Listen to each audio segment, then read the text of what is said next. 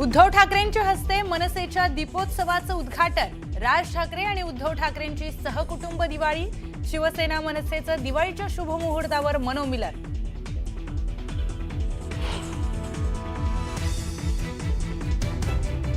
एकाच कारमधून उद्धव ठाकरे आणि राज ठाकरेंचा प्रवास। स्टीअरिंग राज ठाकरेंच्या हाती तर दुसऱ्या कारमध्ये अमित ठाकरेंचे सारथी झाले आदित्य ठाकरे।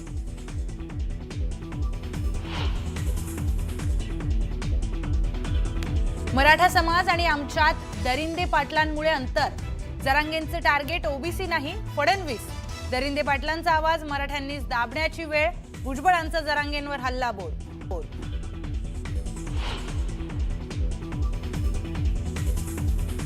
जीआर रद्द करण्याची खोड भुजबळांनी काढू नये। आमच्या मुळावर उठलात तर ताकद दाखवून देऊ। बीडमध्ये दहशत माजवण्यासाठी सभा घेतली। भुजबळांचा बुरटा नेता असा उल्लेख करत जरांगेंचा पलटवार।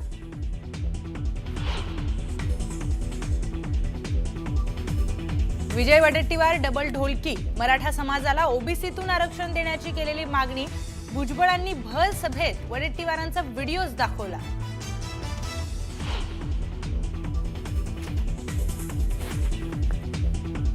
विखे आला आणि सर्व महाराष्ट्रामध्ये विखार पसरवून गेला।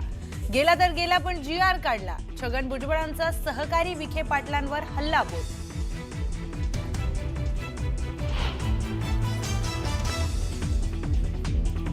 मराठा समाजाला ओबीसीत घालण्याचा प्रकार। ओबीसी आरक्षणाच्या अन्नात माती टाकण्याचं काम सरकारनं केलंय। लक्ष्मण हाकेंचा हल्लाबोल।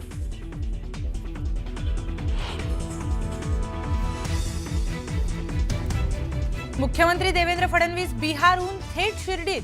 शिवाजी कर्डिलेच्या कुटुंबियांची सांत्वनपर भेट घेतल्यानंतर पुन्हा बुरहानपूरसाठी रवाना।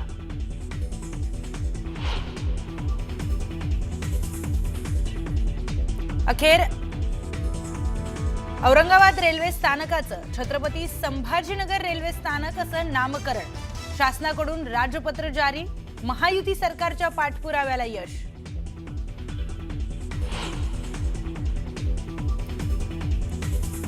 गुंड निलेश घायवळ आणि सचिन घायवळचा पाय आणखी खोलात। कंपनीकडून 45 लाखांच्या खंडणी वसुली प्रकरणी कोथरूड पोलिसात गुन्हा दाखल।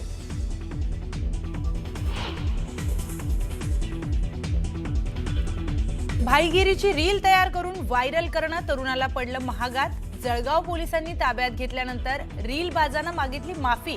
माफी मागतानाचा व्हिडिओ व्हायरल।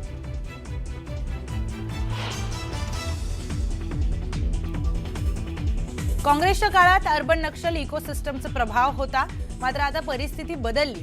लवकरच देशातून माओवादाचं उच्चाटन होणार। पंतप्रधान नरेंद्र मोदींची ग्वाही।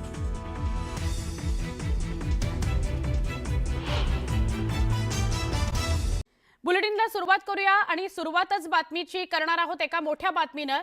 आता गप्प बसणार नाही। ओबीसी आरक्षणाकरता कोर्ट आणि रस्त्यावर दुहेरी लढा लढू असा इशारा छगन भुजबळांनी दिला। मराठा आरक्षणासंदर्भातल्या जीआरच्या मुद्द्यावरून आक्रमक झालेल्या ओबीसींचा महाएल्गार मेळावा बीडमध्ये पार पडला। छगन भुजबळ, धनंजय मुंडे, लक्ष्मण हाके, गोपीचंद पडळकर यांच्यासह अनेक ओबीसी नेते यावेळी बीडमध्ये उपस्थित होते। आरक्षणाच्या मुद्द्यावरून बोलताना भुजबळांनी नाव न घेता जरांगेंवर प्रहार केला। दरिंदे पाटलामुळे मराठा समाज आणि आमच्यात अंतर निर्माण झालंय अशी टीका भुजबळांनी केली। तर ओबीसींचं आरक्षण हिसकावून घ्यायचं नाही असं आवाहन धनंजय मुंडेंनी ओबीसी बांधवांना केलं। दरम्यान नेत्यांनी यावेळी एकमेकांवर काय आरोप प्रत्यारोप केले ते बघूयात।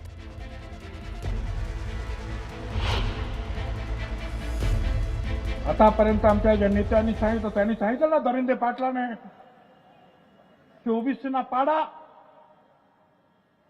तोच आदेश आम्ही सुद्धा देऊ शकतो की जे जे ओबीसीच्या मुळावर उठलेले असतील ते कुणाही समाजाचे नेते असू दे त्यांना घाला शिवकेले आडवे करा, त्यांना आडवे करा एवढंच तुम्हाला सांगतो। ते काही म्हणताय ते आता बुद्धी ढळली, अक्कल दाढ पडली त्याची बहुतेक। अक्कल दाढ असते माणसाला प्रत्येकाला, त्या घुरट भुजबळची पडली वाटतं ती। ते घुरट सगळीकडे ते वास दरवळतो का तसं ते घुरट सगळीकडे हिंडत आहे। आणि ते त्याच्या चक्रव्यूहात सगळ्यांना घ्यायला लागले. ओबीसी नेत्याला त्याचा देवारा करून घ्यायला लागले आणि ओबीसीच्या नेत्याचा सुद्धा घ्यायला लागले. पण एक गोष्ट लक्षात ठेवा, ओबीसीतूनच आरक्षण घेणार आणि तेही मराठ्याला देणार. तुम्ही कितीही दडपण आणण्याचा प्रयत्न करा, त्याला बी बीडचे मराठी म्हणतात एवढं लक्षात ठेवा. तुम्ही आता केलं ना, आम्ही कोर्टात लढू.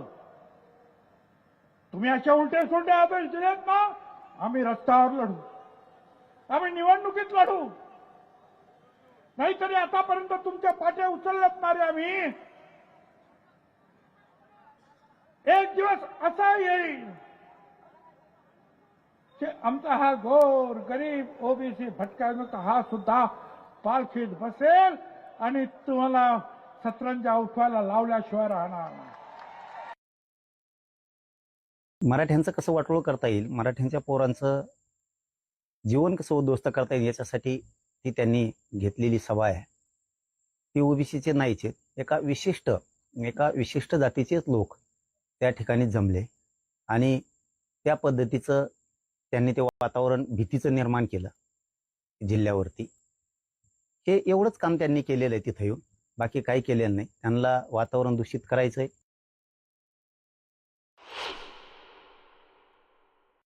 भाई आमचं तर काय घरदार काढलं, आय माय बहीण काय ठेवलं नाही. इंग्रजापर्यंत माझा तर म्हणला माझा डोळा काढला. माझा डोळा शाबूत आहे, पण ऑपरेशन झाल्यामुळे जास्त फडफडत आहे. हे आणखीन जास्त फडफडू नये बाबा, म्हणून चष्मा घातला. आता माझ्या चष्म्याची सुद्धा अडचण आहे. तो म्हणतो परळीचा चष्मेवाला, आवडलाय तर घेऊन जा.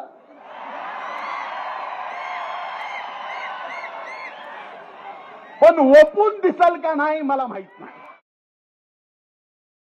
त्याला कवाच्याच मॅन बोललो, कवाच नाही. तो हा चष्मा कशाला, तो हा चष्म्यात काय बघितलंय सगळ्यांनी, तो हा चष्मा कशाला, तो हा चष्मा तुलाच राहून दे. असेच हातरंगेव रक्तानी, तो हा चष्मा तुलाच राहून दे, त्या रक्ताने भरलेला.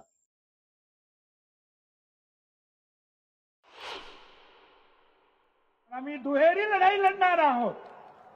एक तर न्यायदेवतेकडे आणि दुसरा जो आहे रस्ता तर आमच्याच बापाचा आहे, लक्षात ठेवा. काय तुम्ही सांगता, मला सांगता तुम्ही येऊ नका. आणि मगाशी सांगितलं, मला वाटतं हाक्याने सांगितलं, तो विखे कसा काय आला. विखे आला आणि सगळ्या महाराष्ट्रामध्ये विखार पसरवून गेला. विकास काय होऊ शकत नाही तुमच्याचे, हा काय होऊ शकत नाही. काय बघणार तुम्ही, ते बिचारा भेटायला जरी आला तरी समाजाला देण्याच्या उद्देशानं आला, कोणाचा रद्द करा म्हणत नाही. मराठ्यांच्या नेत्याचा तो आदर्श घ्यावा. मराठ्याचे नेते आंदोलनात सहभागी होते, गरीबाच्या लेकराला द्या म्हणून.